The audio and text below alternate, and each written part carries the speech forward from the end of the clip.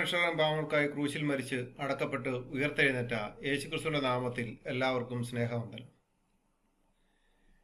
കഴിഞ്ഞ ദിവസം ഫേസ്ബുക്കിൽ ഒരു വീഡിയോ കിട്ടി.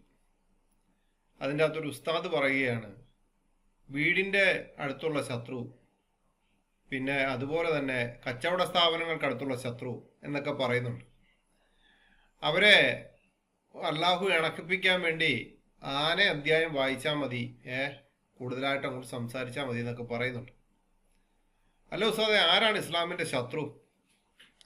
അള്ളാഹുവിലും മുഹമ്മദിലും വിശ്വസിക്കാത്തവരെല്ലാം ഇസ്ലാമിന്റെ ശത്രുക്കളാണല്ലോ. അതാണ് നിങ്ങളുടെ പുസ്തകങ്ങളിൽ കൂടുതലായിട്ട് പറയുന്നത്. അപ്പോൾ ഉസ്താദ് പറഞ്ഞ ശത്രുക്കൾ ആരാണ്? മുഹമ്മദിലും അള്ളാഹുവിലും, അള്ളാഹു ദൈവമാണെന്നും മുഹമ്മദ് അള്ളാഹുവിന്റെ റസൂലാണെന്നും വിശ്വസിക്കാത്തവർ മുഴുവനും ഇസ്ലാമിന്റെ ശത്രുക്കളാണ്. എന്തൊക്കെയാണെങ്കിലും ഒരു മുസ്ലിം മറ്റൊരു മുസ്ലിമിനെതിരായിട്ട് ഒന്നും ചെയ്യാൻ പാടില്ല എന്നാണ് ഇസ്ലാമിക പ്രമാണം തന്നെ പറയുന്നത്. അപ്പോൾ എന്നെ കേൾക്കുന്നവർ തീരുമാനിക്കണം, അല്ലെങ്കിൽ നിങ്ങൾ മനസ്സിലാക്കണം, ഇവരുടെ സ്നേഹം, ഇവർക്ക് ഇഷ്ടപ്പെടുന്നവരെ ഒരുമിപ്പിക്കാൻ, അല്ലെങ്കിൽ ഇവർക്ക് ഇഷ്ടപ്പെടുന്നവരെ നേരായ രീതിയിൽ അല്ലെങ്കിൽ പോലും മറ്റൊരു രീതിയിൽ അവരുടെ ഒരു സ്നേഹത്തിലേക്ക് കൊണ്ടുവരുവാൻ മുസ്ലിങ്ങളായിട്ടുള്ളവർ എന്തൊക്കെയാണ് ചെയ്യുന്നത് എന്നുള്ളത് നിങ്ങൾ ഈ എപ്പിസോഡ് കാണുമ്പോൾ ഒന്ന് മനസ്സിലാക്കണം. എന്തൊക്കെയാണ് ഇവർക്കുള്ളത് ഇത് കൊണ്ടുവരാൻ വേണ്ടി, സ്നേഹത്തിലേക്ക് കൊണ്ടുവരാൻ, ശത്രുക്കളായിട്ട് ഇരിക്കുന്നവരെ സ്നേഹത്തിലേക്ക് കൊണ്ടുവരാൻ, അല്ലെങ്കിൽ രണ്ടുപേരെ ഇണക്കിക്കുവാൻ എന്തൊക്കെയാണ് ഇവർ ചെയ്യുന്നത് എന്നുള്ളതൂടെ നിങ്ങൾ ഈ എപ്പിസോഡ് കൊണ്ടൊന്ന് മനസ്സിലാക്കുന്നത് വളരെ നല്ലതായിരിക്കും. അപ്പോൾ ഇവിടെ ഉസ്താദ് പറയുന്നത് ഒന്ന് കേൾക്കാം. എന്താണ് ഉസ്താദ് പറയുന്നതെന്ന്. കാരണം ശത്രുവിന്റെ ഉപദ്രവം വന്നാൽ എന്ത് ചെയ്യണം എന്നുള്ളത് ഉസ്താദ് പറയുന്നത് കേൾക്കാം. ശത്രുക്കളുടെ ഉപദ്രവം കൊണ്ട് പ്രയാസപ്പെടുന്ന പല ആളുകളും ദ്വാരക്കാൻ ഏൽപ്പിച്ചവരുണ്ട്. വീടിന്റെ പരിസരത്ത് താമസിക്കുന്നവർ, അതുപോലെ കച്ചവട സ്ഥാപനങ്ങൾക്ക് സമീപം കച്ചവടം നടത്തുന്നവർ, ഇങ്ങനെ പല ആളുകളുടെയും ഉപദ്രവം സഹിക്കവയ്യാതെ ദ്വാരക്കാൻ ഏൽപ്പിച്ചവർ. ഒരു മാർഗം മഹാന്മാർ പഠിപ്പിച്ചു തരുന്നുണ്ട്. പരിശുദ്ധ ഖുർആനിലെ സൂറത്തുൽ ഫീൽ, അലം തറ കൈഫ ഫഅല എന്ന് തുടങ്ങുന്ന സൂറത്തുൽ ഫീൽ നിരന്തരം പാരായണം ചെയ്യുകയും ഈ ശത്രുവിനെ മനസ്സിൽ ഉദ്ദേശിക്കുകയും ചെയ്താൽ ആ ശത്രുവിന്റെ ശത്രുത അള്ളാഹു നീക്കിക്കളയുകയും രമ്യതയിലാക്കുകയും ചെയ്യുമെന്ന് മഹാന്മാർ പഠിപ്പിക്കുന്നു. അള്ളാഹു എല്ലാ ശത്രുക്കളുടെ ഉപദ്രവത്തിൽ നിന്ന് നമ്മയൊക്കെ കാത്തുരക്ഷിക്കുമാറാകട്ടെ. കേട്ടല്ലോ. അല്ല ഉസ്താദെ, ആരാ ഇസ്ലാമിന്റെ ശത്രുക്കൾ? ഖുർആൻ വിശ്വസിക്കാത്തവരല്ലേ ഇസ്ലാമിന്റെ ശത്രുക്കൾ? ഖുർആൻ വിശ്വസിക്കുന്നവരല്ലേ അധ്യായം ഓതേണ്ടത്? സൂറത്ത് ഫീൽ എന്ന് പറയുന്ന അധ്യായം ഓതേണ്ടത് ഇസ്ലാം വിശ്വസിക്കുന്നവർ, മുസ്ലിങ്ങൾ എന്ത് വിശ്വസിക്കുന്നു, ഖുർആൻ വിശ്വസിക്കുന്നവർ തന്നെയല്ലേ ഇത് ഓതേണ്ടത്. അല്ലാത്തവർ ഓതിയിട്ട് വലിയ പ്രയോജനമൊന്നും ഇല്ലല്ലോ. കാരണം അള്ളാഹു ബഹുദൈവ വിശ്വാസികളെ സ്നേഹിക്കുന്നില്ലല്ലോ. ബഹുദൈവ വിശ്വാസികളെ അശുദ്ധരെന്ന് കണ്ടിരിക്കുന്ന ആ ഖുർആൻ വെച്ചുകൊണ്ട്, അല്ലെങ്കിൽ ബഹുദൈവ വിശ്വാസികളെ സ്നേഹിക്കാൻ പറ്റാത്ത ഒരാൾക്ക് എങ്ങനെയാണ് ഉസ്താദെ ഈ അധ്യായം ഓതിക്കഴിഞ്ഞാൽ അവരുടെ ഉള്ളിലേക്ക്, അല്ലെന്നുണ്ടെങ്കിൽ ഈ അള്ളാഹു കേൾക്കുന്നത്? ഇപ്പൊ വിശ്വാസികൾ ഓതിയാൽ അള്ളാഹു കേൾക്കാത്തതും ഇല്ല. കാരണം കേൾക്കത്തില്ല എന്നുള്ളതിന്റെ കാരണം അള്ളാഹുവിന് ബഹുദൈവ വിശ്വാസികളോട് വലിയ സ്നേഹമൊന്നുമില്ല. അവർക്ക് വേണ്ടി ദുആ ചെയ്തിട്ടും കാര്യമൊന്നുമില്ല. അപ്പോൾ എന്താണ് അധ്യായം ആനയിൽ പറയുന്നതെന്ന് നമുക്കൊന്ന് നോക്കാം. ഒന്നാമത്തെ 1 മുതൽ 5 വരെയുള്ള ആയത്തുകളാണ് ഈ അധ്യായത്തിനുള്ളത്. 5 ആയത്തുകളേ ഉള്ളൂ. മുഹമ്മദ് ജനിക്കുന്നതിന് മുമ്പ്, മാസങ്ങൾക്ക് മുമ്പ് നടന്നൊരു സംഭവമാണ് ഈ അധ്യായം എന്ന് പറയുന്നത്. മുഹമ്മദ് ജനിക്കുന്നതിന് നാളുകൾക്ക് മുമ്പേ നടന്നൊരു സംഭവമാണ്.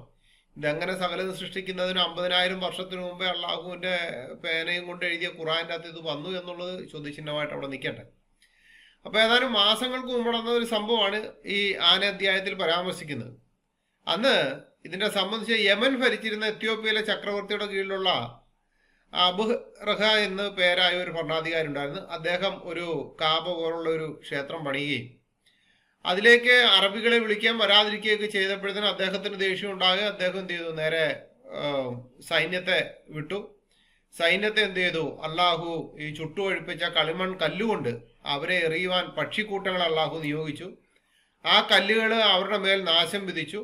അങ്ങനെയുള്ളൊരു നാശത്തിൻ്റെതായിട്ടുള്ള, കാരണം അങ്ങനെയാണ് ഈ അധ്യായം. വിശുദ്ധ കാബയ്ക്ക് പോലും ഒരു പോറൽ പോലും ഏറ്റില്ല. അക്രമകാരികളായിട്ടുള്ള ഈ അബ്രഹയുടെ ആൾക്കാർ മുഴുവൻ എന്ത് ചെയ്തു? മരിച്ചുപോയി, നശിച്ചു തുടങ്ങി. ആ ഒരു ഇതിലാണ്. കാരണം ശത്രുക്കൾക്കെതിരായിട്ട് എന്ത് ചെയ്യണമെന്നുണ്ടെങ്കിൽ ഈ ആന അധ്യായം അങ്ങ് ഓതിയാൽ മതി. അതാണല്ലോ ഉസ്താദ് പറഞ്ഞത്. അപ്പോൾ പിന്നെയും നമ്മുടെ ചോദ്യം വരികയാണ്, ആരാണ് നിങ്ങളുടെ ശത്രുക്കൾ? മുസ്ലിങ്ങളുടെ ശത്രുക്കൾ ആരാണ്? എന്തായാലും മുസ്ലിങ്ങളുടെ ശത്രുവല്ല എന്ന് ഇവർ ഇസ്ലാമിക പ്രമാണങ്ങൾ വളരെ വ്യക്തമായിട്ട് നല്ല രീതിയിൽ പറഞ്ഞ് മനസ്സിലാക്കുന്നുണ്ട്. നമുക്കതൊന്ന് പരിശോധിക്കാം, ഇവരുടെ ശത്രുക്കളാണോ അല്ലയോ എന്നുള്ളത്. അബൂ ഹുറൈറയിൽ നിന്ന് നിവേദനം, നബി പറഞ്ഞു, ഇഹലോകത്ത് ഒരടിമ മറ്റൊരടിമയുടെ പോരായ്മകൾ മറച്ചു വെച്ചാൽ പരലോകത്ത് അല്ലാഹു അവന്റെ പോരായ്മകളും മറച്ചു വെക്കുന്നതാണ്. ഇവിടെ ഒരടിമ എന്ന് വെച്ചാൽ അള്ളാഹുവിന്റെ അടിമ മറ്റൊരു അടിമയുടെ പോരായ്മകൾ മറച്ചു വെച്ചാൽ അല്ലാഹു പരലോകത്ത് അവന്റെ പോരായ്മകൾ മറച്ചു വെക്കുമ്പോൾ ഒരിക്കലും ഒരു മുസ്ലിം മറ്റൊരു മുസ്ലിമിന്റെ പോരായ്മകളെ ഉയർത്തി പറയത്തില്ല. ഇനി അസ്രത്ത് അബ്ദുള്ള ഇബ്നു ഉമർ നിന്ന് നിവേദനം, നബി പറഞ്ഞു, മുസ്ലിമിന്റെ സഹോദരനാണ്. അവനെ ആക്രമിക്കാനോ ശത്രുവിനെ വിട്ടുകൊടുക്കാനോ പാടില്ല. ആരെങ്കിലും തന്റെ സഹോദരന്റെ ആവശ്യം നിറവേറ്റി കൊടുത്താൽ അവന്റെ ആവശ്യം അള്ളാഹു നിറവേറ്റി കൊടുക്കും. ആരെങ്കിലും തന്റെ സഹോദരന്റെ ഒരു വിഷമം നീക്കി കൊടുത്താൽ അന്ത്യനാളിലെ അവന്റെ വിഷമങ്ങൾ അള്ളാഹു നീക്കി കൊടുക്കും. ആരെങ്കിലും തന്റെ സഹോദരന്റെ പോരായ്മകൾ മറച്ചു വെച്ചാൽ അന്ത്യനാളിൽ അവന്റെ പോരായ്മകൾ അള്ളാഹു മറച്ചു വെക്കും. അപ്പോൾ ഇവിടെയും നിറവേറ്റി കൊടുത്തു കഴിഞ്ഞാൽ എന്നുവെച്ചാൽ ഒരു മുസ്ലിം മറ്റൊരു മുസ്ലിമിന്റെ സഹോദരനാണ്. എന്തൊക്കെയാണ് ആ സഹോദരൻ ഉസ്താദ് പറഞ്ഞതുപോലെ കടയുടെ ശത്രുവോ ഭവനത്തിന്റെ അടുത്തുള്ള ശത്രുവൊക്കെ ആകാൻ സാധ്യതയില്ല. ഇനി എന്നെ കേട്ടവർ തന്നെ തീരുമാനിക്കുക, കടയ്ക്ക് ഇസ്ലാമിന്റെ കടയ്ക്ക് നേരെ അപ്പുറത്തിരിക്കുന്ന കടക്കാരൻ ആരാണ്?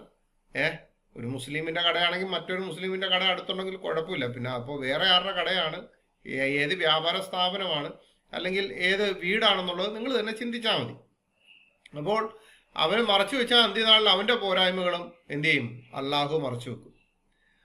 പിന്നെ പറയാണ് അസ്രത്ത് അബൂ ഹുറൈറയിൽ നിവേദനം, നബി പറഞ്ഞു, ഇഹലോകത്ത് വെച്ച് സത്യവിശ്വാസികളുടെ ഒരു പ്രയാസം ആരെങ്കിലും നീക്കിക്കൊടുത്താൽ അന്ത്യനാളിൽ അവന്റെ പ്രയാസങ്ങളിൽ ഒന്ന് അള്ളാഹു നീക്കി കൊടുക്കും. അപ്പൊ സത്യവിശ്വാസികളുടെ ഒരു പ്രയാസം, ആരാ സത്യവിശ്വാസി? അള്ളാഹുവിലും മുഹമ്മദിലും വിശ്വസിക്കുന്നവരാണ് സത്യവിശ്വാസി. ഈമാൻ കാര്യത്തിലും ഇസ്ലാം കാര്യത്തിലും എല്ലാം ഉറച്ചു നിന്നുകൊണ്ട് അള്ളാഹുവിന് വേണ്ടി മുഹമ്മദിന് വേണ്ടിയും മുമ്പിലേക്ക് വരുന്നയാളാണ് ആര്? സത്യവിശ്വാസി എന്ന് പറയുന്നത്. ആ സത്യവിശ്വാസിയുടെ പ്രയാസം ആരെങ്കിലും നീക്കിക്കൊടുത്താൽ അന്ത്യനാളിൽ അവന്റെ പ്രയാസങ്ങളൊന്ന് മാറ്റിക്കൊടുക്കും, അള്ളാഹു നീക്കിക്കൊടുക്കും. അതിലൊന്നും ഒരു കുഴപ്പമില്ല. അള്ളാഹു അതിനുവേണ്ടി ആയിഷ പറഞ്ഞതുപോലെ തിരുമേനിയുടെ ആവശ്യങ്ങൾക്ക് വേണ്ടി അള്ളാഹു ധൃതി കൂട്ടുകയാണ്, നിങ്ങൾക്ക് ഓരോന്ന് ചെയ്തു തരാൻ എന്ന് പറയല, അങ്ങനെ ചെയ്യുക തന്നെയാണ്. ഇനി അതുപോലെ തന്നെ ഈ മുഹമ്മദ് പല സ്ഥലത്തും ബഹുദൈവ വിശ്വാസികളുടെ സഹായം തേടിയിട്ടുണ്ട്. എവിടെ? അന്ത്യനാളിൽ മുഹമ്മദിന്റെ മരണസമയത്ത് അതിനു മുമ്പ് മുഹമ്മദ് തന്റെ കയ്യിലുണ്ടായിരുന്ന വസ്ത്രം ഒരു ജൂതന്റെയിലേക്ക് കൊടുത്തിട്ട്, അപ്പൊ ബഹുദൈവ വിശ്വാസിയാണല്ലോ, കൊടുത്തിട്ട് അദ്ദേഹത്തിന് പണം മേടിച്ചിട്ടുണ്ട്. എന്നാൽ ഇതിനു മുമ്പ് എങ്ങനെയാണെന്നറിയോ? ബഹുദൈവ വിശ്വാസികളുടെ സഹായം തേടുകയില്ല. കാരണം അള്ളാഹുവിലും മുഹമ്മദിലും വിശ്വസിക്കുന്നുണ്ടോ എന്ന് ഒരാളോട് ചോദിച്ചപ്പോൾ അദ്ദേഹം ഇല്ല എന്ന് പറഞ്ഞപ്പോൾ പറഞ്ഞു, ഞാൻ ബഹുദൈവ വിശ്വാസികളുടെ സഹായം തേടുകയില്ല. അതിങ്ങനെയാണ് ആ ഹദീസ്. ആയിഷയിൽ നിന്ന് നബി ബദറിലേക്ക് പുറപ്പെട്ടു. ഹർത്തുൽ വബറയിൽ എത്തിയപ്പോൾ ധീരസാഹിസ്യതയിൽ കേൾവി കേട്ട ബഹുദൈവ വിശ്വാസിയായ ഒരാൾ തിരുമേനിയോടൊപ്പം ചേർന്നു. തിരുമേനി ചോദിച്ചു, നീ അള്ളാഹുവിലും അവന്റെ പ്രവാചകനും വിശ്വസിക്കുന്നില്ലേ? അയാൾ പറഞ്ഞില്ല. തിരുമേനി പറഞ്ഞു, എന്നാൽ നീ തിരിച്ചു പോയിക്കൊള്ളുക, ഞാൻ ബഹുദൈവ വിശ്വാസികളുടെ സഹായം തേടുകയില്ല. അപ്പോൾ നമ്മള് ഇതൊക്കെ കേട്ടു വരുമ്പോഴത്തേനും മനസ്സിലായിക്കോണം, ഒരു കാരണവശാലും ഒരു മുസ്ലിം മറ്റൊരു മുസ്ലിമിന്റെ ശത്രുവല്ല. പിന്നെ ആരാണ്? ബഹുദൈവ വിശ്വാസികൾ തന്നെയല്ലേ. അള്ളാഹുവിലും മുഹമ്മദിലും വിശ്വസിക്കാത്തവർ മുഴുവനും ബഹുദൈവ വിശ്വാസികളാകുമ്പോൾ ഉസ്താദ് പറഞ്ഞ കാര്യത്തിന്മേൽ ഏകദേശം നിങ്ങൾക്ക് കാര്യങ്ങൾ മനസ്സിലായെന്ന് തോന്നുന്നു. ആരാണ് ശത്രുക്കൾ? ആന എന്ന അധ്യായം കൊണ്ട് ആർക്കാണ് നേട്ടം ഉണ്ടാകുന്നത്? ആരാണ് രമ്യതയിലേക്ക് എത്തുന്നത്? നിങ്ങളതൊന്നു ശരിക്കും കേട്ട് കഴിഞ്ഞാൽ നിങ്ങൾക്ക് മനസ്സിലാവും. അടുത്തത് പറയുകയാണ്, ഈ മുഹമ്മദിന്റെ ഒരു വിശ്വാസമാണ്, ബഹുദൈവ വിശ്വാസികൾക്കിടയിൽ താമസിക്കുന്ന ഒരു മുസ്ലിമിന്റെയും ഉത്തരവാദിത്വം മുഹമ്മദ് ഏറ്റെടുക്കുകയില്ല. എന്ന് വെച്ച് കഴിഞ്ഞാൽ ഇസ്ലാമിന്റെ ഒരു വിശ്വാസമുണ്ട്, മുസ്ലിങ്ങളുടെ ഒരു വിശ്വാസമുണ്ട്. അന്ത്യനാളിൽ സകല ആൾക്കാരുടെയും മണ്ണുകളെ മാറ്റി പുറത്തേക്ക് വരുന്നതിൽ ആദ്യത്തെ ആള് മുഹമ്മദ് ആയിരിക്കും. അവരുടെ പ്രവാചകനായ, മുസ്ലിങ്ങളുടെ പ്രവാചകനായ മുഹമ്മദ് ആയിരിക്കും. അദ്ദേഹം ആദ്യമേ സ്വർഗത്തിൽ ചെല്ലുകയും അദ്ദേഹം അവിടെ നിന്ന് ശുപാർശ ചെയ്യുകയും ചെയ്യും. മുഹമ്മദ് ശുപാർശ ചെയ്യണം, ചെയ്യാതെ ആർക്കും സ്വർഗത്തിലേക്ക് പ്രവേശനമില്ല എന്നാണ് ഇവരുടെ ഹദീസുകൾ കൊണ്ട് തെളിവായിട്ട് വരുന്നത്. അപ്പോഴാണ് മുഹമ്മദ് പറയുന്നത് ബഹുദൈവ വിശ്വാസികൾക്കിടയിൽ താമസിക്കുന്ന ഏതൊരു മുസ്ലിമിന്റെ ഉത്തരവാദിത്തത്തിൽ നിന്ന് ഞാൻ ഒഴിവാണെന്ന് പറയുമ്പോൾ എങ്ങനെയാണെന്നറിയില്ല. നമുക്ക് ആ ഹദീസ് ഒന്ന് നോക്കാം. ജാബിർ ഇബ്നു അബ്ദുള്ളയിൽ നിന്ന് നബി ഒരു സംഘത്തെ കംസം ഗോത്രത്തിലേക്ക് യുദ്ധത്തിന് അയച്ചു. അപ്പോൾ ഒരു വിഭാഗം സുജൂദിൽ തന്നെ നിലകൊണ്ടു. പക്ഷെ അവരും അതിവേഗത്തിൽ പുറപ്പെട്ടു. ആ വിവരം നബി അറിഞ്ഞു. നബി അവർക്ക് പകുതി നഷ്ടപരിഹാരം കൊടുക്കാൻ കൽപ്പിച്ചു. അവിടുന്ന് പറഞ്ഞു, ബഹുദൈവ വിശ്വാസികൾക്കിടയിൽ താമസിക്കുന്ന ഏതൊരു മുസ്ലിമിന്റെയും ഉത്തരവാദിത്തത്തിൽ നിന്ന് ഞാൻ ഒഴിവാണ്. അവർ ചോദിച്ചു, അള്ളാഹുവിന്റെ ദൂതരെ, എന്തുകൊണ്ടാണ് ഇത്? നബി പറഞ്ഞു, അവർ കത്തിക്കുന്ന തീ പരസ്പരം കാണാൻ ഇടവരരുത്. ബഹുദൈവ വിശ്വാസികൾക്കിടയിൽ താമസിക്കുന്ന ഏതൊരു മുസ്ലിമിന്റെ ഉത്തരവാദിത്തത്തിൽ നിന്ന് മുഹമ്മദ് ഒഴിവാണ്. എന്താണ്? അവർ കത്തിക്കുന്ന തീ പരസ്പരം കാണരുത്. കാരണം തീ കത്തിച്ചിട്ട് അതിന്റെ വെളിച്ചം പോലും ഒരു ബഹുദൈവ വിശ്വാസി കാണരുത്. മുസ്ലിമിന്റെ വീട്ടിൽ കത്തിക്കുന്ന ഒരു തീ പോലും ബഹുദൈവ വിശ്വാസിയായിട്ടുള്ളവർ കാണരുത്. എന്തുകൊണ്ടാ? ആ തീ കണ്ടു കഴിഞ്ഞാൽ, വെളിച്ചം കണ്ടു കഴിഞ്ഞാൽ അവൻ കുഴിയിൽ വീഴാതെ വീട്ടിൽ ചെല്ലും. ഇതാകുമ്പോൾ തീ പോലും കാണിക്കാതിരുന്നാൽ അവൻ കുഴിയിൽ വീഴും. അപ്പൊ ബഹുദൈവ വിശ്വാസികൾക്കിടയിൽ താമസിക്കുന്ന ഏതൊരു മുസ്ലിമിന്റെയും ഉത്തരവാദിത്തത്തിൽ നിന്ന് മുഹമ്മദ് ഒഴിവാണെന്നുണ്ടെങ്കിൽ, ഒരു കാലത്ത് മുസ്ലിങ്ങൾ തീരെ കുറവായിരുന്നല്ലോ കേരളക്കരയിൽ, ശരിയല്ലേ? അപ്പോൾ ആ സമയത്ത് ഉണ്ടായിരുന്ന മുസ്ലിങ്ങളുടെ മരണത്തിൽ ഇദ്ദേഹം ഈ മുഹമ്മദിനി ഇത് സാക്ഷിയായിട്ട് നിൽക്കുമോ എന്ന് നമ്മൾ ചിന്തിക്കേണ്ടിയിരിക്കുന്നു. അപ്പോൾ ഇവിടെ പറയുന്നത് ബഹുദൈവ വിശ്വാസികളോട് അത്രയ്ക്ക് സ്നേഹമാണ്. മനസ്സിലായോ? ഇവര് നമ്മളെ നോക്കി ചിരിക്കുന്നുണ്ടെങ്കിലും ഇവരുടെ ഉള്ളിൽ അത്രയ്ക്ക് സ്നേഹമാണ്. അതുകൊണ്ടാണല്ലോ സുന്നത്ത് തിർമിദി അധ്യായം 19 ഹദീസ് നമ്പർ 1606 പേജ് 356 പറയാണ്, ഉമർ ഇബ്നുൽ ഖത്താബിൽ നിന്ന് അള്ളാഹുവിന്റെ പ്രവാചകൻ പറഞ്ഞു, ഞാൻ ജീവിച്ചിരിക്കുമെങ്കിൽ അള്ളാഹു തുണച്ചാൽ യഹൂദികളെയും ക്രിസ്ത്യാനികളെയും അറേബ്യൻ അർദ്ധദ്വീപിൽ നിന്ന് ഞാൻ പുറത്താക്കുക തന്നെ ചെയ്യും. ഭയങ്കര സ്നേഹമാണ്. എന്നിട്ട് ഇവർ പറയും, ഞങ്ങൾ ഏറ്റവും കൂടുതൽ സ്നേഹിക്കുന്നവര് മറ്റുള്ളവരെയാണ്, ഞങ്ങളുടെ കൂട്ടത്തിലുള്ളവരെക്കാൾ കൂടുതൽ മറ്റുള്ളവരെ സ്നേഹിക്കാനാണ് മുഹമ്മദ് പഠിപ്പിച്ചത്. ഭയങ്കര പഠിപ്പീരായിരുന്നല്ലോ. നിങ്ങൾ കേട്ടല്ലോ.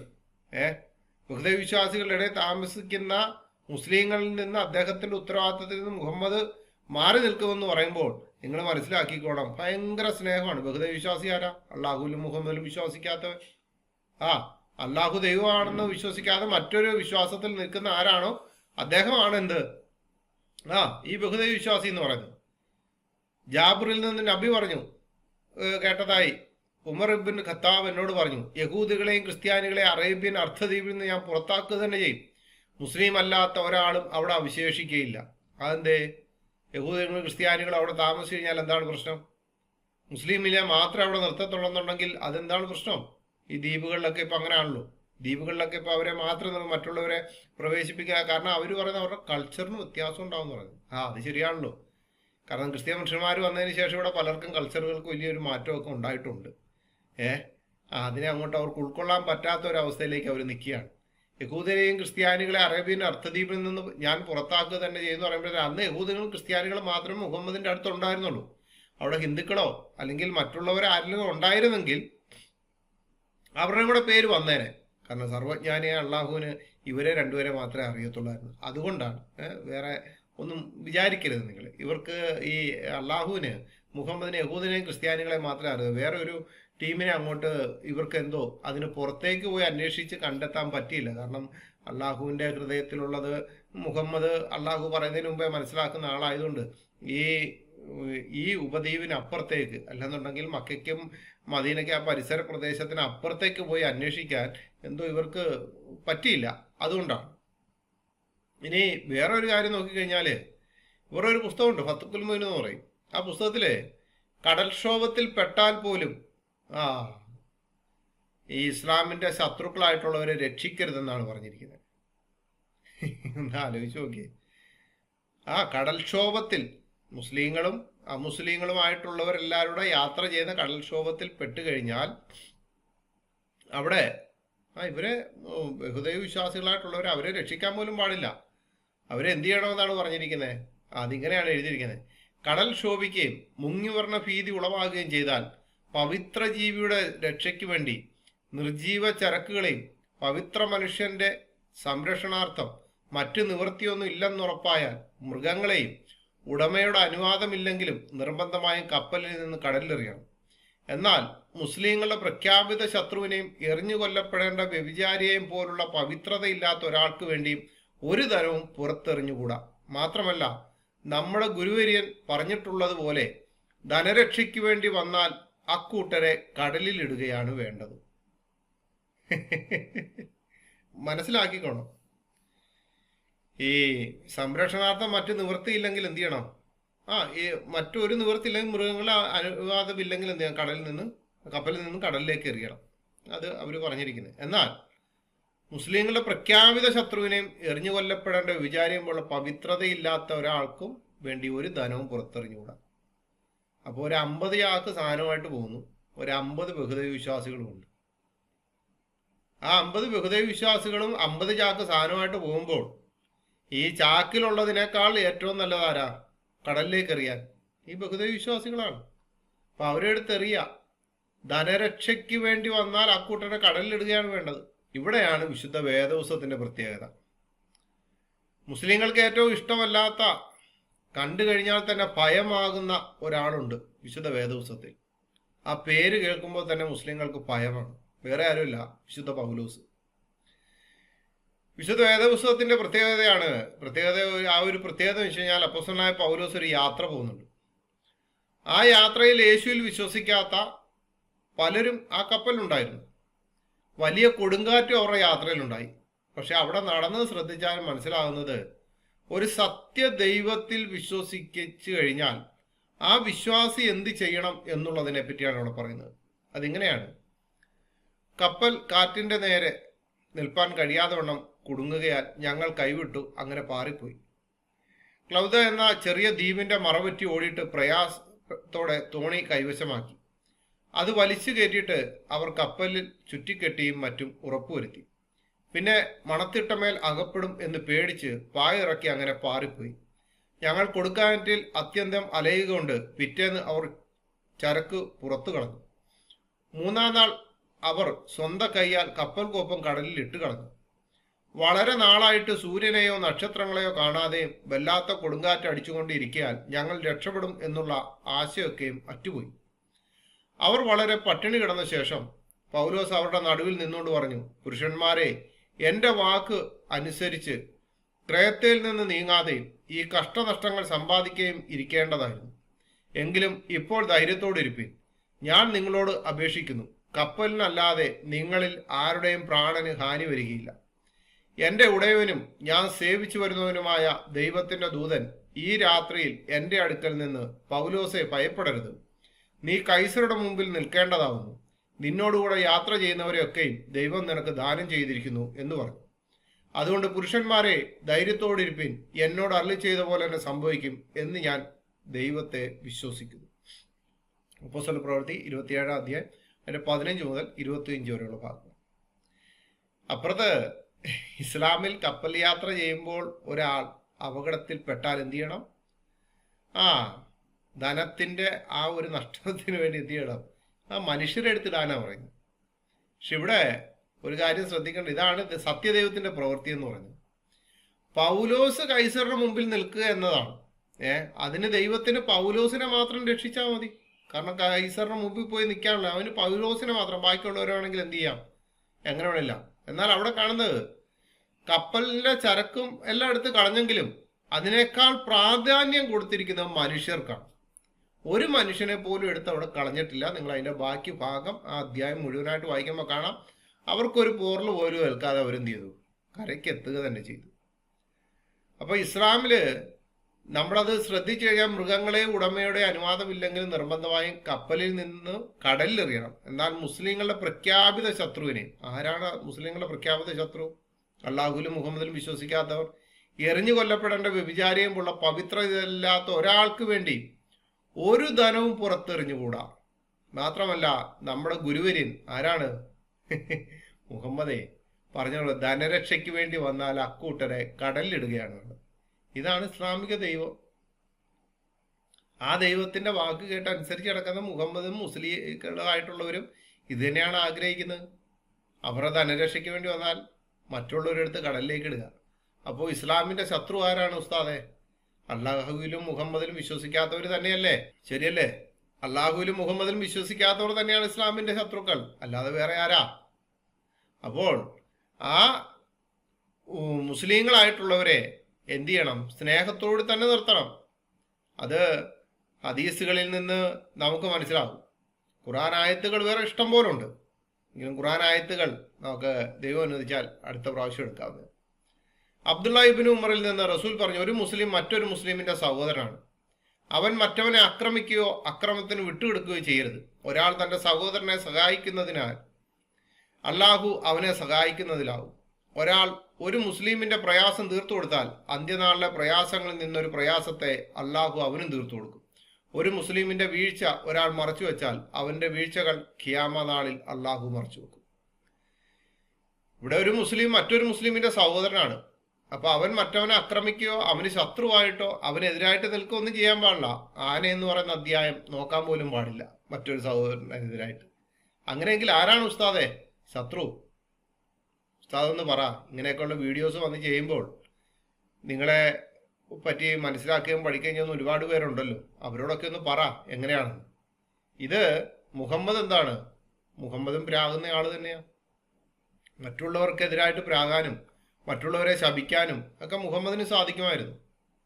അത് ഇവർ പറയും മുഹമ്മദിന്റെ ഉള്ളിൽ പോലും ഒരു പാപത്തിന്റെ വശങ്ങൾ പോലും ഇല്ലായിരുന്നു എന്നൊക്കെ പറയും. ഒരു ദിവസം 100 പ്രാവശ്യത്തോളം ഇരുന്ന് പാപമോചന പ്രാർത്ഥന നടത്തിക്കൊണ്ടിരുന്ന ആളാണ് മുഹമ്മദ്. പാപം ചെയ്യാത്ത ആൾ എന്തിനാ പാപമോചന പ്രാർത്ഥന നടത്തിയെന്ന് ഇന്നുവരെ എനിക്കറിയത്തില്ല. അപ്പോൾ ഇവിടെ നമ്മളൊരു ഹദീസ് പരിശോധിച്ചു കഴിഞ്ഞാൽ കാണാം, അവിടെ മറ്റുള്ളവരെ പരാജയപ്പെടാനും രോഗബാധിതനാകാനും ഒരു മുള്ളു കുത്തിയാൽ അത് പുറത്തെടുക്കാൻ പോലും ആരെയും കിട്ടാതിരിക്കട്ടെ എന്നൊക്കെയാണ് മുഹമ്മദ് അള്ളാഹുവിനോട് പ്രാർത്ഥിക്കുന്നത്. അബൂഹുറൈറ എന്ന നബി പറഞ്ഞു, ദിനാറിന്റെ അടിമയും ദിർഹമിന്റെ അടിമയും ഖമീസയുടെ അടിമയും പരാജയപ്പെടട്ടെ. അവന് എന്തെങ്കിലും നഷ്ടപ്പെട്ടാൽ അവൻ തൃപ്തനാകും, നഷ്ടപ്പെട്ടില്ലെങ്കിൽ ദേഷ്യപ്പെടും. അവൻ പരാജയപ്പെടുകയും രോഗബാധിതനാകുകയും ചെയ്യട്ടെ. അവന് മുള്ളുകുത്തിയാൽ അത് പുറത്തെടുക്കാൻ ആരെയും കാണാതിരിക്കട്ടെ. അള്ളാഹുവിന്റെ മാർഗത്തിൽ കുതിരയുടെ കടിഞ്ഞാൻ പിടിക്കുന്ന അടിമയ്ക്കാണ് സന്തോഷമല്ല. മുടി ജടകെട്ടി പാദങ്ങൾ മണ്ണ് പുരണ്ടവരാണവൻ. അവൻ കാവൽ സേനയിൽ തന്നെ, സൈന്യത്തിന്റെ പിന്നണിയില്ലെങ്കിൽ പിന്നണിയിൽ തന്നെ. അവൻ അനുവാദം തേടിയാൽ അനുവാദം നൽകപ്പെടില്ല, ശുപാർശ ചെയ്താൽ ശുപാർശ സ്വീകരിക്കപ്പെടുകയില്ല. ഇവിടെ ദീനാറിന്റെയും ദിർഹമിന്റെയും ഖമീസയുടെയും അടിമയും പരാജയപ്പെടട്ടെ എന്ന് പറയുമ്പോൾ മുഹമ്മദിന്റെ അടിമകൾ ജയിക്കട്ടെ എന്ന് അള്ളാഹുവിനോട് പറയല്ലേ. അവർ പരാജയപ്പെടുകയും രോഗബാധിതരാകുകയും ചെയ്യട്ടെ എന്ന് പറയുമ്പോൾ അവന് മുള്ളുകുത്തിയാൽ അത് പുറത്തെടുക്കാൻ പോലും ആരെയും കിട്ടാതിരിക്കട്ടെ എന്ന് പറയുമ്പോൾ ഒന്ന് ആലോചിച്ച് നോക്കി, എത്ര സ്നേഹമാണെന്ന്. ഭയങ്കര സ്നേഹമാണോ? അങ്ങ് സ്നേഹം അങ്ങോട്ട് ഒഴുകി വന്നുകൊണ്ടിരിക്കുകയാണ്. അങ്ങ് ഗംഗാ നദിയൊക്കെ ഒഴുകുന്നതൊക്കെ മറ്റുള്ളവരോട് സ്നേഹം അങ്ങോട്ട് ഒഴുകി ഒഴുകി വരികയാണ്.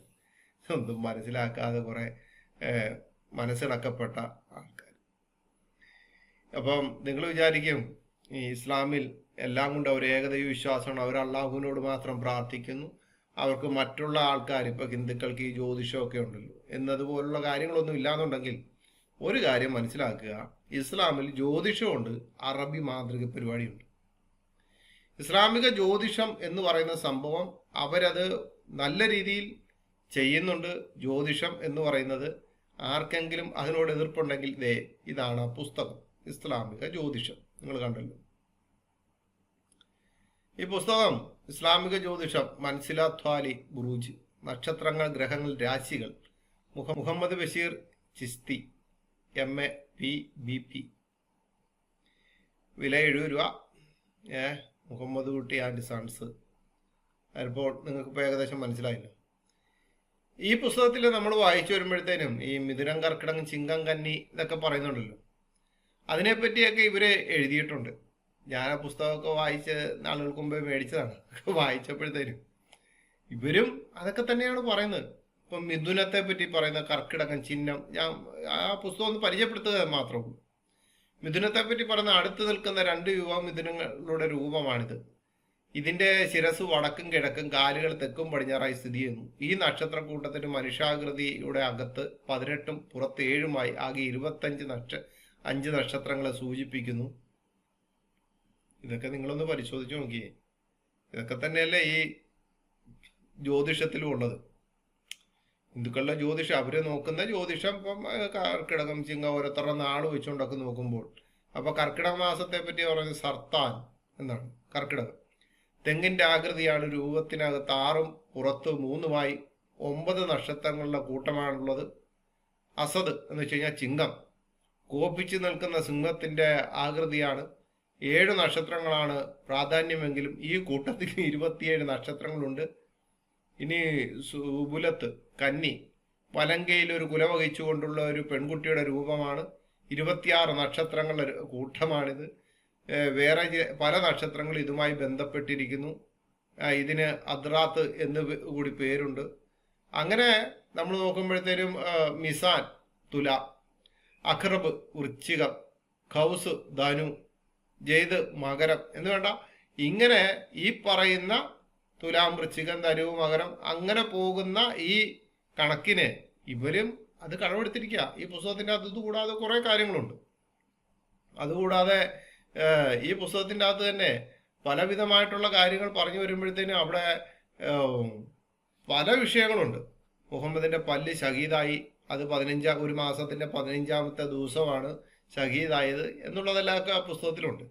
അപ്പൊ ഇവര് എന്നിട്ട് പറയും, ഞങ്ങൾക്ക് ഇതൊന്നുമില്ല, ഇസ്ലാമിൽ ജ്യോതിഷമില്ല, ഒന്നും നോക്കാനില്ല, ഞങ്ങൾക്ക് കന്നിമൂലയില്ല, അങ്ങനെയുള്ള കാര്യങ്ങളൊന്നുമില്ല എന്നൊക്കെ പറഞ്ഞു വരുമ്പോഴത്തേനും ഒരു കാര്യം മനസ്സിലാക്കുക, നിങ്ങളുടെ പണ്ഡിതന്മാർ തന്നെ എഴുതി പുറത്തേക്ക് വിൽപ്പനയ്ക്ക് വെച്ചിരിക്കുന്ന പുസ്തകമാണ് ഇസ്ലാമിക ജ്യോതിഷം. ആ പുസ്തകത്തിന്റെ അകത്ത് തന്നെ പറയുകയാണ് ഇങ്ങനെയുള്ള കാര്യങ്ങൾ. ആ പുസ്തകം വായിച്ചു കഴിഞ്ഞാൽ മനസ്സിലാവും. എന്നിട്ട് ഇവര് പറയും, ഇസ്ലാമിൽ പ്രശ്നം വെക്കുന്നവനെ സമീപിക്കാൻ പാടില്ല എന്ന് ഞങ്ങൾക്കുണ്ട്, ജ്യോതിഷം പാടില്ല, മന്ത്രം പാടില്ല എന്നൊക്കെ പറയും. നിങ്ങൾ എന്തിനാണ് സുഹൃത്തുക്കൾ ഇങ്ങനെ കള്ളം പറയുന്നത്?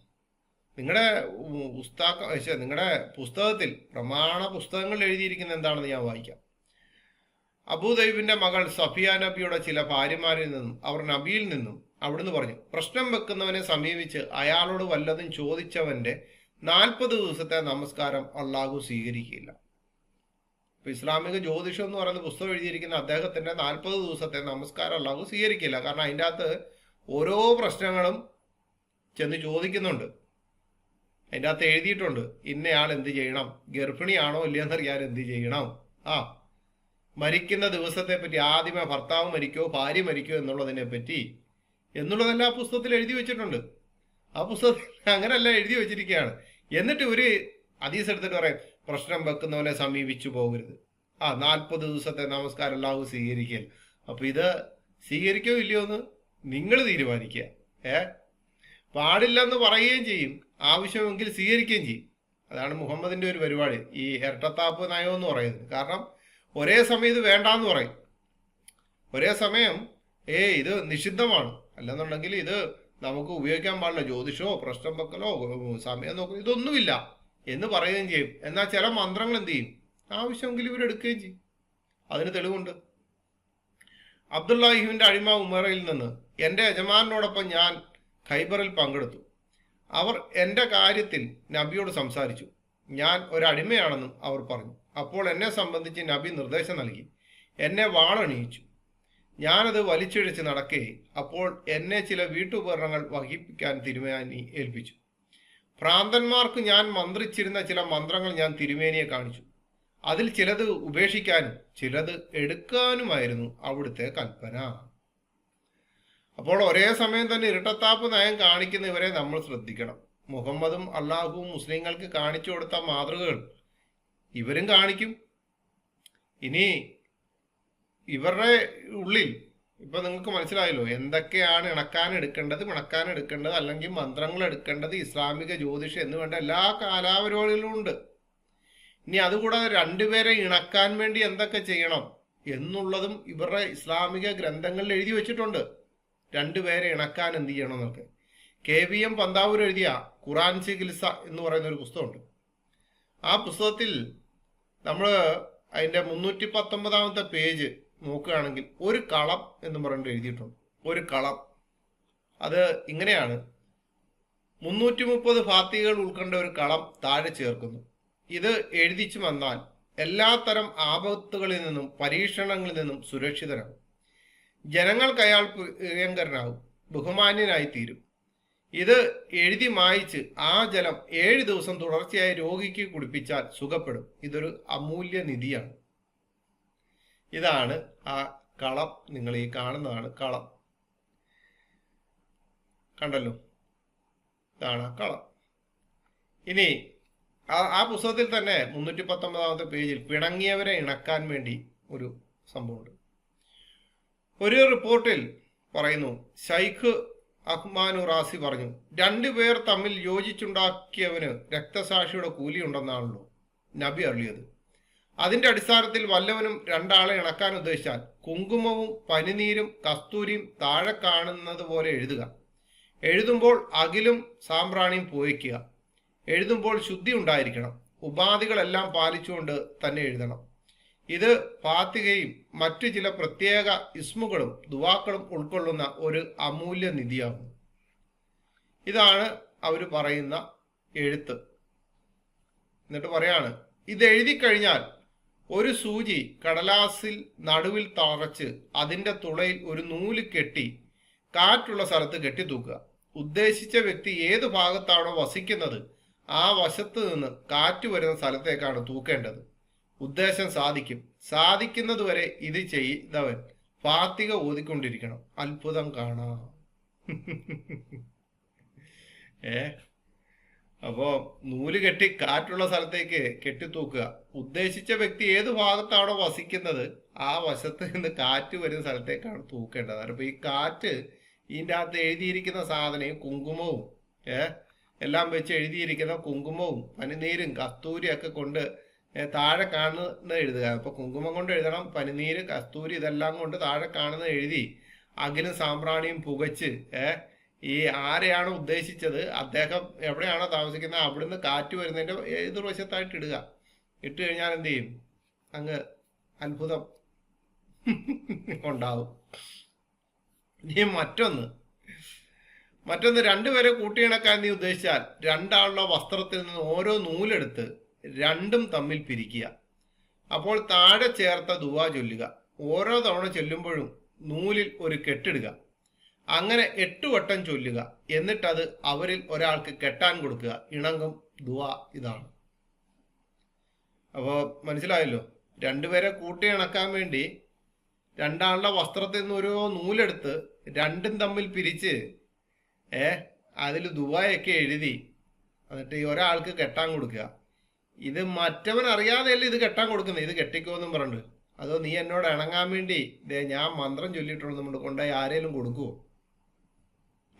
നിങ്ങളുടെ ആരെങ്കിലും തന്നു കഴിഞ്ഞാൽ നിങ്ങൾ മേടിക്കുവോ? ഞാൻ നീയുമായിട്ട് വഴക്കാണ്, പക്ഷെ നിന്നെ എൻ്റെ ആളാക്കാൻ വേണ്ടി ഞാൻ ഇന്ന പോലെ കാര്യങ്ങളൊക്കെ എഴുതിയ സാധനം കൊണ്ടുവരാം, നീ അത് കെട്ടണം.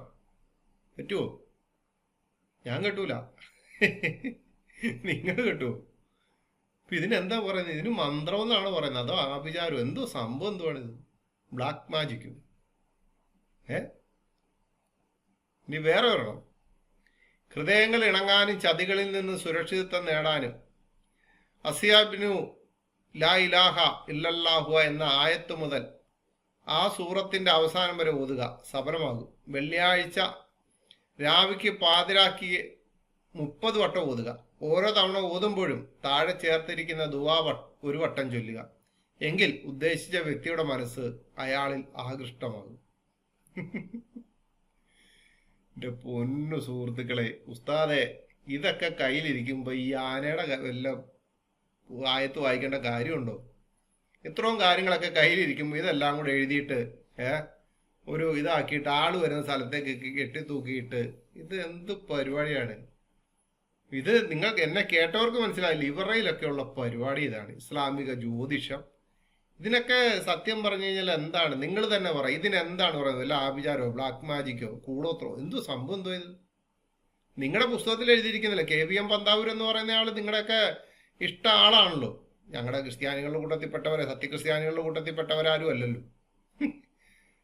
പക്ഷെ നിങ്ങൾ ഇത് മൊത്തം ചെയ്യാൻ നിങ്ങൾ പറയുകയും ചെയ്യും, ഞങ്ങൾക്ക് ഇങ്ങനെയുള്ള പരിപാടിയൊന്നുമില്ല, അതൊന്നും ശരിയല്ല, അതൊക്കെ ഇസ്ലാമിന് പുറത്താണെന്നൊക്കെ പറയുമ്പോൾ നിങ്ങൾ എന്നിട്ട് ഒന്നല്ലെങ്കിൽ മറ്റൊരു വശത്തോടെ പുസ്തകങ്ങൾ എഴുതി ഇത് മറ്റുള്ളവരെ പഠിപ്പിക്കുകയാണ്. ഇതല്ല, ഇതിൽ കൂടുതലായിട്ടുള്ള സംഭവങ്ങളുള്ള പുസ്തകങ്ങൾ കയ്യിലിരിപ്പുണ്ട്. അവിടെ പറയുകയാണ്. അതിപ്പോൾ ഇങ്ങനെ ഓരോ കാര്യങ്ങൾ മനുഷ്യനെ ഇണക്കാൻ ചില ആൾക്കാർ ഇവരുമായിട്ട് അങ്ങോട്ട് ഇണങ്ങി കഴിഞ്ഞാൽ വിട്ടുവരാൻ പാടാണ്. ഇപ്പം നിങ്ങൾക്ക് ഓരോരുത്തർക്കൊക്കെ കാര്യങ്ങൾ മനസ്സിലായെന്ന് തോന്നുന്നു. അത് ഇതാണ് പരിപാടി. മുട്ടയിലും ഇപ്പം കഴിഞ്ഞ ദിവസം കണ്ടില്ല, മുട്ടയിൽ കൂടോത്രം ചെയ്തെന്നും പറഞ്ഞുകൊണ്ടൊരു മന്ത്രിയും ഒക്കെ ആയിട്ടൊരു കേസ് വരെ ഉണ്ടായി. അതിപ്പോൾ ഇതാണ് ഇവരുടെ പരിപാടി. ഇവരുടെ പുസ്തകത്തിൽ എഴുതി വെച്ചിരിക്കുന്നത്. ഇത് ഞാൻ എഴുതിയതോ എൻ്റെ വീട്ടുകാർ എഴുതിയതോ ഒന്നുമല്ല, നിങ്ങളുടെ പുസ്തകത്തിൽ തന്നെ എഴുതിയ കാര്യമാണ് ഞാനീ പറയുന്നത്. വിശുദ്ധ വേദോസം ആവർത്തന പുസ്തകം 18 അധ്യായം 9 മുതൽ 13 വരെ വായിച്ചാൽ എങ്ങനെ കാണാം. നിന്റെ ദൈവമായ യഹോവ നിനക്ക് തരുന്ന ദേശത്തെത്തിയ ശേഷം അവിടുത്തെ ജാതികളുടെ മ്ലേച്ഛതകൾ നീ പഠിക്കരുത്. തകന്റെ മകനെയോ മകളെയോ അഗ്നിപ്രവേശം ചെയ്യിക്കുന്നവൻ, പ്രശ്നക്കാരൻ, മുഹൂർത്തക്കാരൻ, ആഭിചാരകൻ, ക്ഷുദ്രക്കാരൻ, മന്ത്രവാദി, വെളിച്ചപ്പാടൻ, ലക്ഷണം പറയുന്നവൻ, അഞ്ജനക്കാരൻ എന്നിങ്ങനെയുള്ളവരെ നിങ്ങളുടെ ഇടയിൽ കാണരുത്. ഈ കാര്യങ്ങൾ ചെയ്യുന്നവനെല്ലാം യഹോവയ്ക്ക് വെറുപ്പാകും. ഇങ്ങനെയുള്ള മ്ലേച്ഛതകൾ നിമിത്തം നിന്റെ ദൈവമായ യഹോവ അവരെ നിന്റെ മുമ്പിൽ നിന്ന് നീക്കിക്കളയും.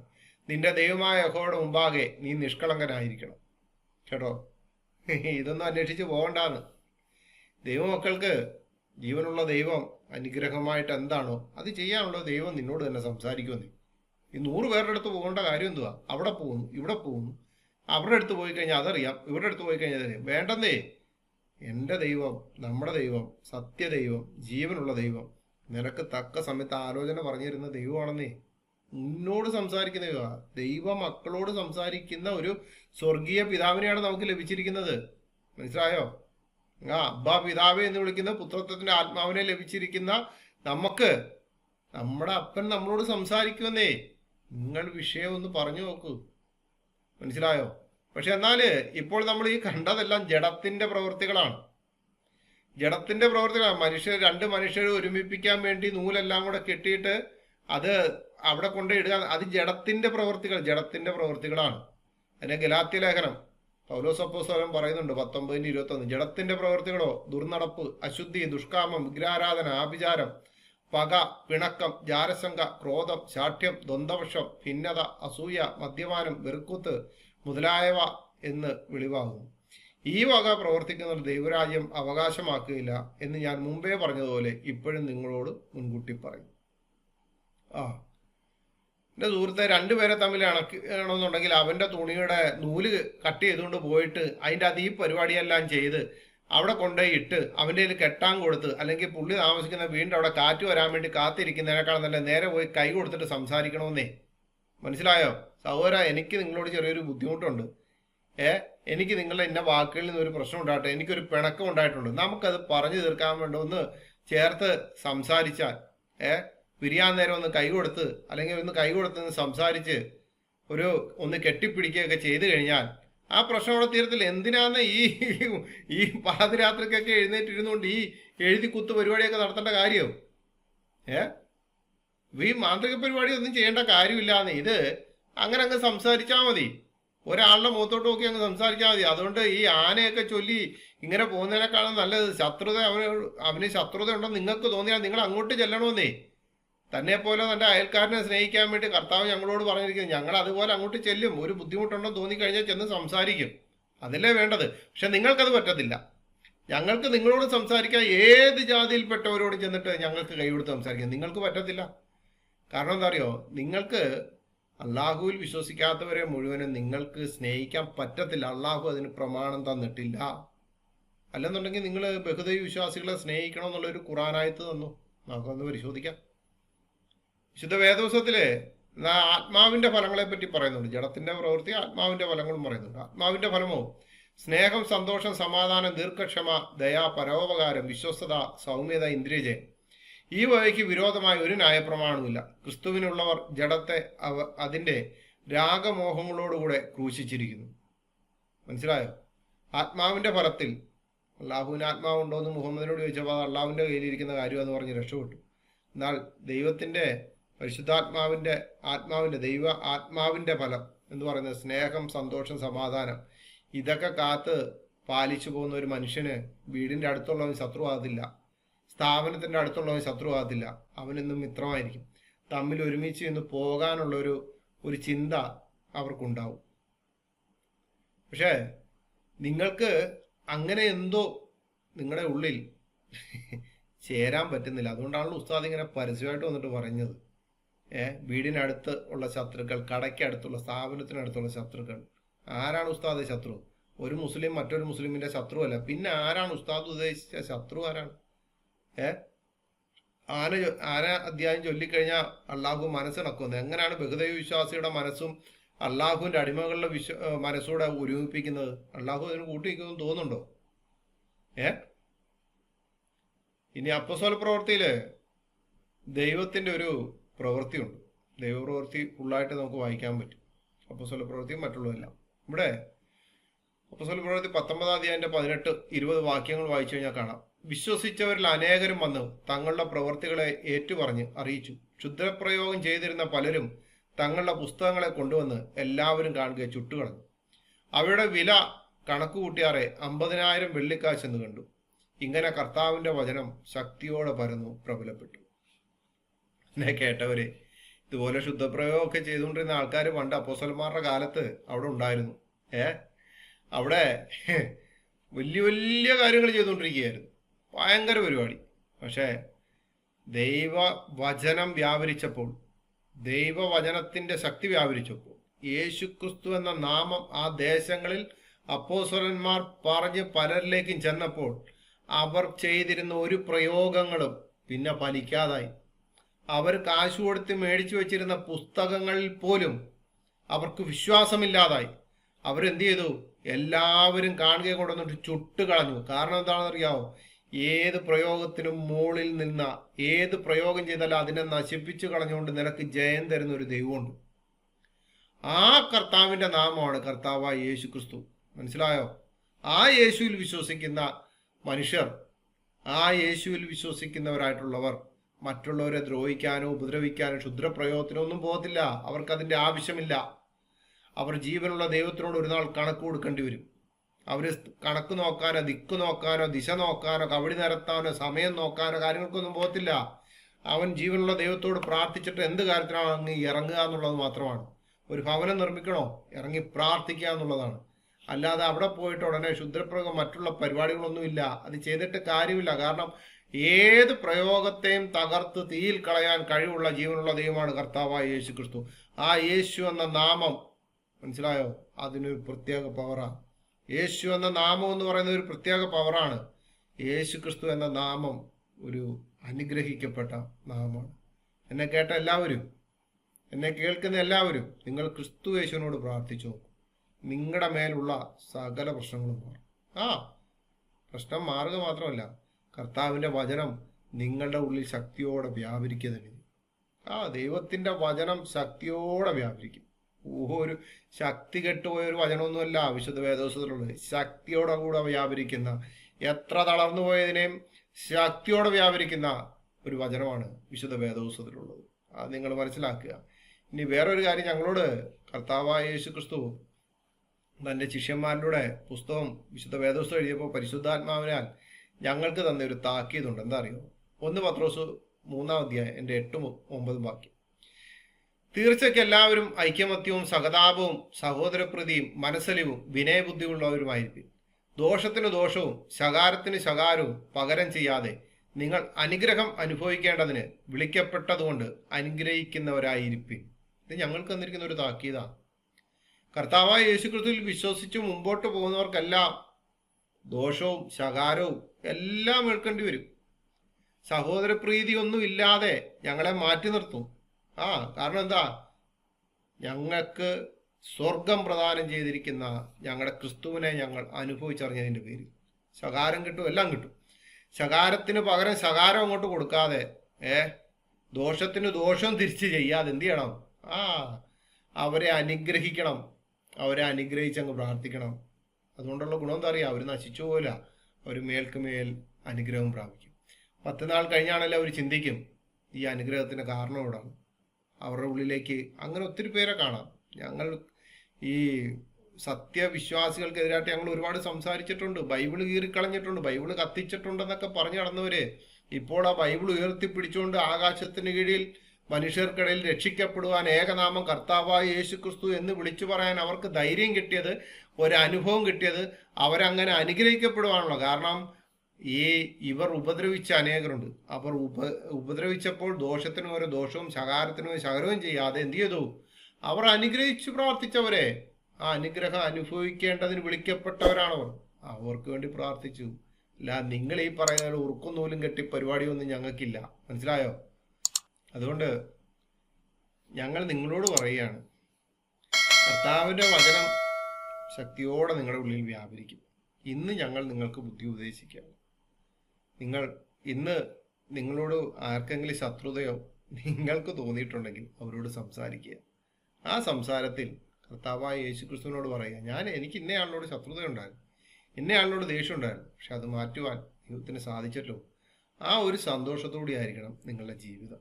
മനസ്സിലായോ? എന്നെ കേട്ട എല്ലാവരോടും പറയുകയാണ്, ഞങ്ങൾ ഇന്ന് നിങ്ങൾക്ക് ബുദ്ധി ഉപദേശിക്കും. മാനസാന്തരപ്പെട്ട് സുവിശേഷത്തിൽ വിശ്വസിച്ച് വിനയബുദ്ധിയോടുകൂടെ ശകാരത്തിന് ശകാരം ചെയ്യാതിരിപ്പാൻ നമ്മളെ പഠിപ്പിച്ച കർത്താവായ യേശുക്രിസ്തുവിൻ്റെ നാമത്തിൽ ഞങ്ങൾ അനുഗ്രഹിക്കുകയാണ്. പ്രിയ മുസ്ലിം സഹോദരങ്ങളെ നിങ്ങളോട് പറയുകയാണ്, ഹിന്ദു സഹോദരങ്ങളെ നിങ്ങളോട് പറയുകയാണ്, ആകാശത്തിന് കീഴിൽ മനുഷ്യർക്കിടയിൽ രക്ഷിക്കപ്പെടുവാൻ ഏകനാമം കർത്താവായ യേശുക്രിസ്തു നാമം. ആ നാമത്തിൽ വിശ്വസിക്കുന്ന നിങ്ങൾക്ക് ഞാൻ തന്നെ വഴിയും സത്യവും ജീവനുമാണെന്ന് പറഞ്ഞ കർത്താവായ യേശുക്രിസ്തു. കാരണം വഴി ഒന്നേ ഉള്ളൂ സ്വർഗീയ പ്രവേശനത്തിന്, സത്യമായതൊന്നേ ഉള്ളൂ, അത് കർത്താവായ യേശുക്രിസ്തുവാണ്. അടുത്ത എപ്പിസോഡിൽ എന്നെ കാണും വരെ നിങ്ങളുടെ ഹൃദയങ്ങളിൽ ഇന്നത്തെ ഈ വിഷയങ്ങൾ ചിന്തയിലായിരിക്കുക. ദൈവം എല്ലാവരെയും ധാരാളമായി അനുഗ്രഹിക്കട്ടെ.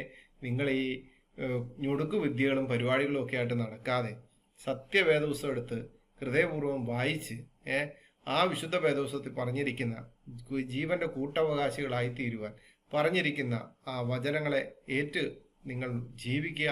കർത്താവായ യേശുക്രിസ്തുവിൻ്റെ വരവ് വരെ നമ്മളെല്ലാവരെയും തൻ്റെ ചെറുകൻ മറവിൽ സംരക്ഷിക്കട്ടെ എന്ന് പറഞ്ഞ വാക്കുകൾ നിർത്തുന്നു. എല്ലാവരും ദൈവം ധാരാളമായി അനുഗ്രഹിക്കും.